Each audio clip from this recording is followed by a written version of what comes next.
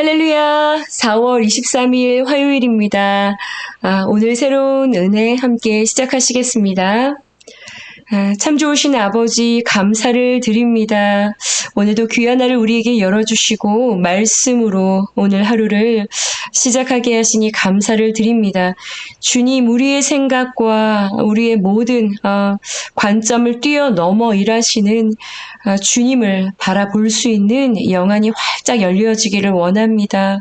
오늘도 말씀으로 우리의 모든 삶을 인도하시는 주님의 음성 들을 수 있는 귀한 날 되어지기를 원합니다. 주님 말씀하여 주옵소서. 예수님의 이름으로 기도합니다. 아멘. 여러분, 오늘은 욥기 37장 전체입니다. 말씀 들으시고요. 함께 말씀을 나누도록 하시겠습니다. 제 37장. 이로 말미암아 내 마음이 떨며 그 자리에서 흔들렸도다. 하나님의 음성 곧 그의 입에서 나오는 소리를 똑똑히 들으라. 그 소리를 천하에 펼치시며 번갯불을 땅끝까지 이르게 하시고 그 후에 음성을 발하시며 그의 위엄찬 소리로 천둥을 치시며 그 음성이 들릴 때에 번개를 멈추게 아니하시느니라. 하나님은 놀라운 음성을 내시며 우리가 헤아릴 수 없는 큰 일을 행하시느니라. 눈을 명하여 땅에 내리라 하시며 적은 비와 큰 비도 내리게 명하시느니라. 그가 모든 사람의 손에 표를 주시어 모든 사람이 그가 지으신 것을 알게 하려 하심이라. 그러나 짐승들은 땅속에 들어가 그 처소에 머무느니라. 폭풍우는 그 밀실에서 나오고 주인은 북풍을 타고 오느니라. 하나님의 입김이 얼음을 얼게 하고 물의 너비를 줄어들게 하느니라. 또한 그는 구름에 습기를 실으시고 그의 번개로 구름을 흩어지게 하시느니라. 그는 감싸고 도시며 그들의 할 일을 조종하시느니라. 그는 땅과 육지 표면에 있는 모든 자들에게 명령하시느니라. 혹은 징계를 위하여, 혹은 땅을 위하여, 혹은 긍휼을 위하여 그가 이런 일을 생기게 하시느니라. 욥이여, 이것을 듣고 가만히 서서 하나님의 오묘한 일을 깨달으라. 하나님이 이런 것들에게 명령하셔서 그 구름의 번개로 번쩍거리게 하시는 것을 그대가 아느냐? 그대는 겹겹이 쌓인 구름과 완전한 지식의 경이로움을 아느냐? 땅이 고요할 때 남풍으로 말미암아 그대의 의복이 따뜻한 까닭을 그대가 아느냐? 그대는 그를 도와 구름장들을 두들겨 넓게 만들어 녹여 부어 만든 거울같이 단단하게 할 수 있겠느냐? 우리가 그에게 할 말을 그대는 우리에게 가르치라. 우리는 아둔하여 아뢰지 못하겠노라. 내가 말하고 싶은 것을 어찌 그에게 고할 수 있으랴? 삼켜지기를 바랄 자가 어디 있으랴? 그런즉 바람이 불어 하늘이 말끔하게 되었을 때 그 밝은 빛을 아무도 볼 수 없느니라. 북쪽에서는 황금 같은 빛이 나오고 하나님께는 두려운 위엄이 있느니라. 전능자를 우리가 찾을 수 없나니 그는 권능이 지극히 크사 정의나 무한한 공의를 굽히지 아니하심이니라. 그러므로 사람들은 그를 경외하고 그는 스스로 지혜롭다 하는 모든 자를 무시하시느니라. 아멘. 네, 여러분, 입이 쩍 벌어질 만한 창조 세계의 아름다움을 경험해 보신 적이 있으신가요? 미국의 그랜드 캐년을 다녀온 목사님이 계세요. 저는 사진 속에서만 봤는데, 사진으로만 봐도 굉장히 어마어마하죠. 가족들하고요, 함께 겨울철에 그곳을 갔는데요. 아주 무리해서 겨울에는 그 길이 굉장히 위험하다고 하더라고요. 여기까지 왔는데 저 정상에 올라가서 보지 않을 수가 없다. 라는 마음이 드셔서요. 힘들게 올라가셔서 그 정상에서 그 그랜드 캐년 전경을 내려다보셨던 그 기억은요. 이야기를 하시는데 감탄사의 연발이셨어요. 제가 당시 학생부를 담당하고 있었을 때였는데 목사님 학생부 아이들 가운데 하나님 살아계신 거, 이거 믿지 못하는 아이들 그냥 탁 데려다가 한 번만 보여주면 그냥 살아계시다라는 말을 할 필요가 없다는 거예요. 예. 그냥 자체가 하나님의 살아계심을 증명하는 것이다. 예, 막 흥분하셔서요. 그 감동을 이야기를 하셨었는데요. 이후에 또 다른 그런 목회자분들도요. 하나님의 살아계심을 보려면 중국에 장가게를 꼭 한번 다녀와 보라고 그런 이야기를 하시더라고요. 장가게. 사진으로 제가 한번 찾아봤어요. 굉장히 아름답더라고요. 또 얼마 전에 한 교수님은요, 올 여름에 당신이 그 아르헨티나의 이과수 폭포를 가는데, 이전에 한번 갔다 왔는데, 거기 갔다 와봤냐고. 저는 당연히 못 가봤죠. 그런데 그 이과수 폭포를 한번 보고 오면, 그 경이로움이 그냥 주님의 높고 위대하심을, 하나님을 절로 찬양하게 된다고 막 이렇게 이야기를 하시는 거예요. 우리가 이런 경험들을 하지는 못한다 하더라도요. 여러분, 우리가 비행기를 타고 조금만 위로 올라가서 하늘을 날아가다 보면 그 밑을 내려다 보면요. 그렇게 전부인 것처럼 온통 매여서 살아가던 그 크고 무거웠던 그런 일상과 분주함들이요. 이 시선이 위를 향하면서 이 마음까지 탁 트이는 여러분 그런 경험을 하게 되죠. 그때 드는 생각이요. 내가 정말 작은 존재구나. 빡빡하게 살아가면서 손에 움켜잡으려고 하고 가지려고 했었던 것, 뭔가 이것을 잡기 위해 애를 썼던 그런 쉬지 못했던 마음으로부터 좀 내려놓게 되어지는 그런 경험을 하게 되기도 하더라고요. 하나님이 참으로 크고 높은 분이시라는 것을 몸으로 느끼고 보고 경험하는 그런 시간이 되기도 합니다. 하나님의 창조의 손길이 느껴지는 거대한 자연의 경관 앞에 서면요. 그렇게 우리가 작아 보일 수가 없어요. 욥기 32장부터 등장해서요. 장장 6장에 걸쳐서 아주 긴 논리를 펼치고 있는 엘리후의 마지막 변론이 기록된 장이요. 여러분, 오늘 욥기 37장 전체입니다. 어저께 욥기 36장 24절부터요. 오늘 본문 전체를 통해서 엘리후는요. 욥이 이 땅에서요. 시선을 들어서 창조 세계의 오묘하고 기묘하신 그 하나님의 능력을 바라보도록 그의 시선을 이끕니다. 여러분, 한번 퀴즈를 드려볼게요. 세 인물 중에 그들의 공통점을 한번 찾아보세요. 토르, 바알, 제우스. 네, 토르, 바알, 제우스. 공통점이 무엇일까요? 토르? 어벤져스 영화에 나오는 주인공? 네. 정답은요, 여러분, 여러 나라의 신화 속에 등장하는 천둥과 번개를 담당한다라고 하는 신들의 이름입니다.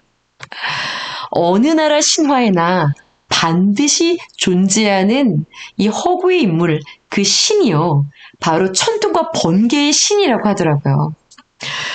여러분, 가나안 땅의 신, 바알, 너무나 잘 아시죠? 이 바알 신을, 이 형상을 발견했을 때, 그 바알 신상의 손에요, 여러분, 무엇을 가지고 있었을까요? 커다란 우르에, 그 번개를 탁 잡고 있었어요. 네. 그리스 신화, 엄청난 신들에 대한 이야기가 가득하죠. 보니까 강신만 해도 3,000종류가 넘고, 바다신, 3,000종류가 넘더라고요. 이 그리스 신화에 여러분, 그런 신들 중에 가장 최고 우위에 있는 신들의 신이라고 불리는 최고신이 바로 이 제우스라고 해요. 역시 이 제우스 신상을 또 보면 그 손에 번개를 탁 들고 있습니다. 우리나라에도요, 여러분, 벼락장군 신화가 있더라고요. 북유럽 신화에 벼락 장군의 이름이 바로 토르입니다. 그 토르는 천둥 소리를 내는 망치를 손에 들고 있죠. 그 고대 시대 때요. 그들이 가장 두려워하는 그 존재가 하늘의 그 기이한 현상처럼 나타났었던 천둥과 번개. 예, 그것을 신상화해서 만들어낸 허구의 존재들이죠. 뉴스를 보니까요, 그저께도 중국에 천둥과 강한 그 번개를 동반해서요, 홍수가 일어나서 세계에서 세 번째로 높은 탑이 중국에 있는데 그 탑에 벼락이 막 6번을 내리 찍는 그런 영상과 뉴스가 나오더라고요. 굉장히 무섭더라고요. 오늘날 우리야 일기예보를 통해서 이제 곧 천둥이 친다. 이런 예보를 통해서 알 수 있고요. 대비도 할 수 있지만 옛날 사람들은요. 이 예측 불가인 천재지변 가운데서도 이 천둥과 번개라는 것은요. 그 두려움의 대상이었죠. 엘리오는요. 그 두려움의 대상, 그죠? 그 기이한 어떤 여러 가지 자연의 현상들 가운데에서 마음을 가장 떨리게 하고요. 서 있는 그곳을 두려움으로 진동하게 할 하늘의 가장 기이한 현상, 그것을 가지고요. 오늘 이야기를 끌어갑니다. 번쩍이는 섬광빛, 강력한 힘, 소스라치게 놀랄만한 커다란 굉음을 동반한 이 천둥 소리를 통해서 이런 이야기를 해요. 하나님의 음성을 똑똑히 들어보라. 이렇게 요백에 이야기를 합니다. 여러분 오늘 2절과 3절, 4절과 5절 말씀을 한번 보세요. 하나님의 음성, 곧 그의 입에서 나오는 소리를 똑똑히 들으라. 그 소리를 천하에 펼치시며 번갯불을 땅끝까지 이르게 하시고 그 후에 음성을 발하시며 그의 위험찬 소리로 천둥을 치시며 그 음성이 들릴 때 번개를 멈추게 아니하시느니라. 하나님은 놀라운 음성을 내시며 우리가 헤아릴 수 없는 큰 일을 행하시느니라. 사람을 제압할 만한 크고 위험이 있는 자연의 현상 안에 기록해 놓으신 하나님의 분명한 목소리를 들으라는 것입니다. 저는요, 이 큰 커다란 그 창조 세계를 들어서 우리네 인간이 얼마나 작은지를 이야기하고 싶어하는 이 엘리오의 시도가 참 괜찮았다, 좋았다라고 생각을 합니다. 고통 가운데 있는 욥의 시선을 들게 하고요. 위대한 창조 세계에 다스리시는 큰 일을 행하시는 그 하나님의 능하신 손길을 묵상하게 하는 시도가 참 좋았다고 생각을 합니다. 엘리오의 말처럼요. 번개와 천둥 소리 안에 여러분은 어떠세요? 하나님의 음성이 들려지시나요? 시편 19편은요, 여러분 다윗의 시인데요. 다윗은요, 이런 이야기를 합니다. 하늘이 하나님의 영광을 선포하고 궁창이 그의 손으로 하시는 일을 나타내는도다. 하늘도 궁창도 하나님이 하시는 그 일을 말하고 있다는 거예요. 그 시편 19편에는 이런 이야기가 나와요. 언어가 없고 말씀도 없고 들려지는 소리로는 아니지만 들리는 소리도 없지만 하나님의 소리와 음성이 온 땅에 통하고 그의 말씀이 세상 끝까지 퍼져간다 라고 다윗은 여러분 하나님의 그 퍼져가는 음성을 하늘과 궁창을 바라보면서도 경험할 수 있었다라고 고백을 합니다. 자연을 통해서도 말씀하시는 하나님의 음성을 들을 수 있다는 것이죠. 또 시편 29편도 다윗의 시거든요. 그런데 이 시편 29편에서도요. 다윗은 오늘 이 엘리오의 이야기처럼 다윗이 아주 커다란 그 천둥과 우레와 번개 이것을 보고 경험을 합니다. 그러면서요. 그 가운데서요. 하나님의 음성을 들어요. 이렇게 이야기를 합니다. 시편 29편이에요. 하나님의 목소리가 힘이 있구나. 하나님의 목소리가 백향목을 부러뜨리시는구나. 하나님의 목소리가 번개처럼 내리꽂히는구나. 네. 크고 위험이 있는 하나님의 음성을 그 자연의 현상들을 통해 들었다는 것입니다. 그런데 놀라운 건요, 그 기이하고 참 두려운 그 광경을 통해서 다윗은 이렇게 고백을 해요. 마지막 절인데요. 그 하나님이 나에게 힘을 주시니 내가 든든하리로다. 이런 고백을 합니다. 네. 이처럼요, 여러분 창조 세계의 기이한 자연 현상들을 통해서요, 하나님은 당신의 영광을 드러내시고요, 피조된 우리에게 그 자연의 모든 경관을 통해서도 말씀을 하고 계신다는 것이죠. 이야기를 펼치면서 엘리오는요, 하나님의 명령에, 여러분 6절이에요. 눈을 명하여 땅에 내리라 하시며 적은 비와 큰 비도 내리게 명하시느니라. 눈도 순종하고 하나님의 명령에, 적은 비와 큰 비도 순종한다, 이런 이야기를 하죠. 9절에서는요. 폭풍도 추위도 하나님의 명령을 따른다라고 말하고 있습니다. 또한 10절과 11절에서는요. 하나님의 입의 기운은 얼음과 물의 너비와 구름을 움직이신다, 이런 이야기도 하고 있어요. 이런 모든 창조 세계가 하나님의 명령에 순종하고, 하나님은 이 모든 막 두려워 떨만한 그런 기이하고도 놀라운 이런 현상들을 조정하셔서, 여러분 12절을 보세요. 그는 감싸고 도시며 그들의 할 일을 조종하시느니라.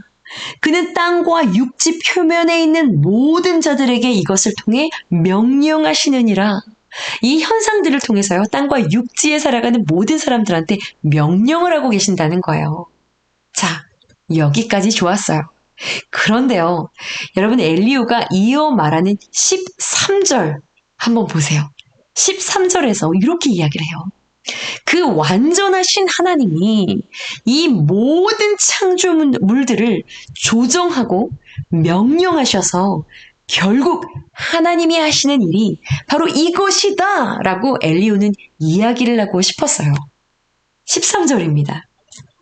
혹은 징계를 위하여, 혹은 땅을 위하여, 혹은 긍휼을 위하여 그가 이런 일들이 생기게 하시느니라.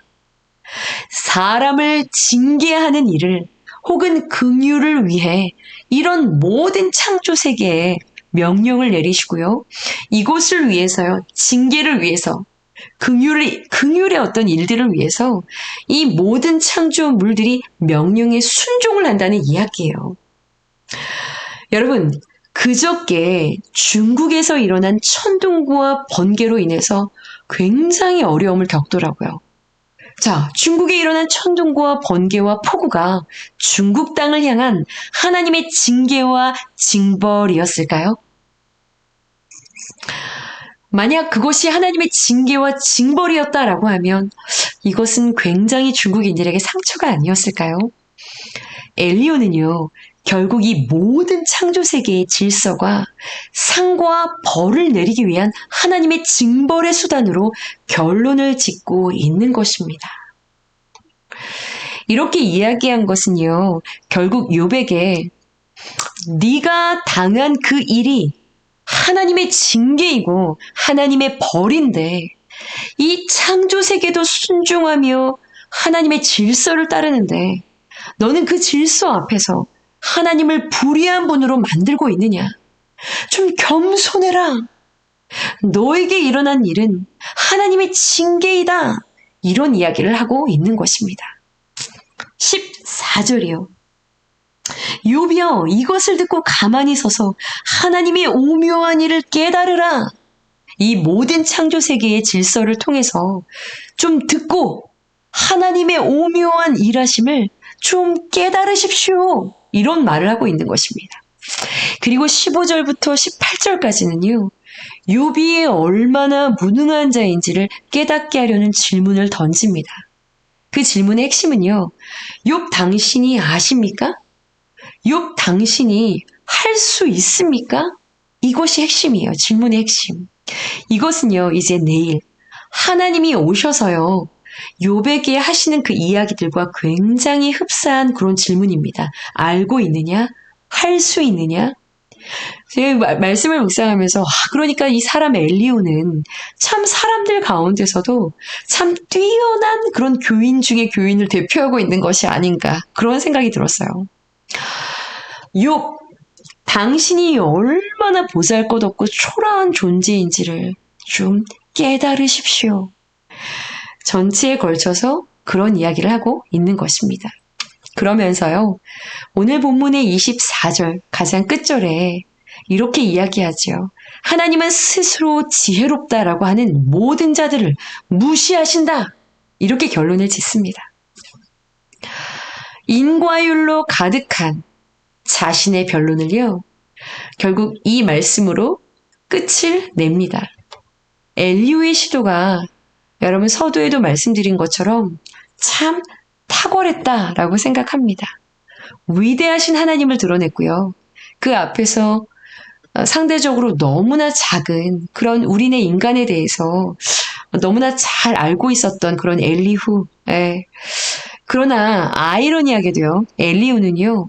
스스로를 가장 지혜로운 자로 여기고 있다는 사실을 끝까지 깨닫지 못하고 있었다는 것이죠. 여러분 이것이 바로요.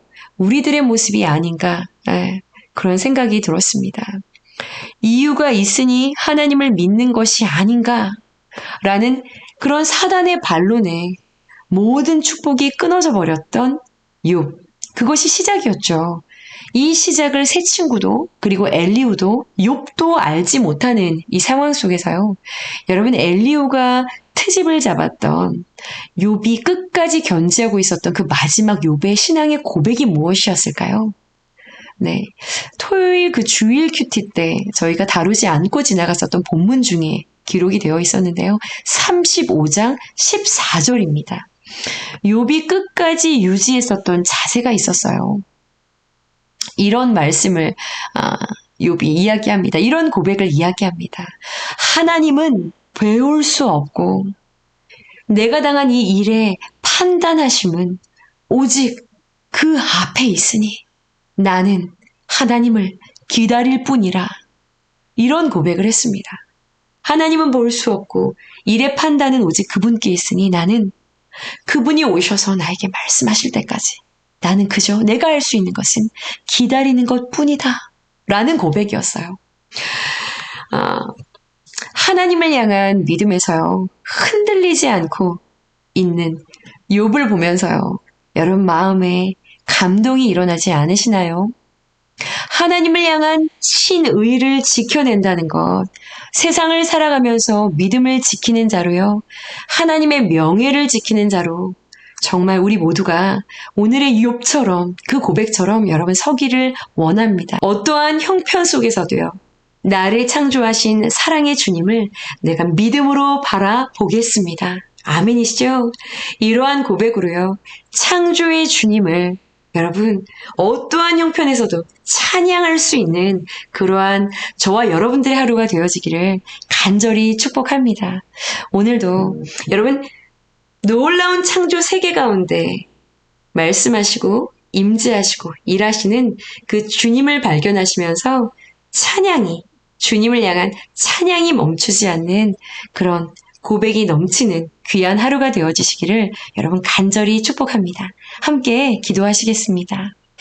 하나님, 하늘과 궁창 가운데 선명하게 기록되어 있는 하나님의 현현과 그 임재를 감탄하고 그리고 찬양하며 그것을 향하여 시선을 들게 한 엘리후의 지식과 지혜가 얼마나 뛰어난 것이었는지, 그러나 결국은 자신의 관점으로 그 놀라운 창조 세계 가운데 기록되어 있는 하나님의 현현과 하나님의 영광을 고난을 당한 그 한 사람을 정죄하며 판단하기 위한 잣대로 결국은 사용하고 있는 연약한 엘리후의 모습을 바라보며 그 모습이 또한 우리들의 연약한 모습이 아닌지를 돌아보며 회개합니다. 주님, 모든 창조 세계 가운데 충만하신 주님의 임재를 발견하며 찬양하는 우리가 되어지기를 원합니다.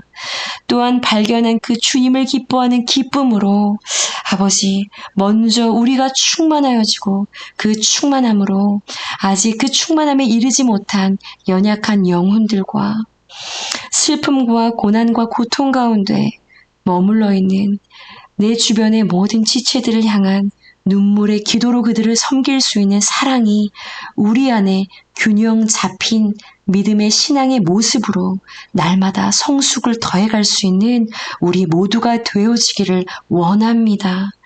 숨겨두신 주님의 아름다운 그 임재와 주님의 영광을 발견할 수 있는 충만한 기쁨이 누려지는 귀한 화요일이 될 수 있도록 축복하여 주시옵소서.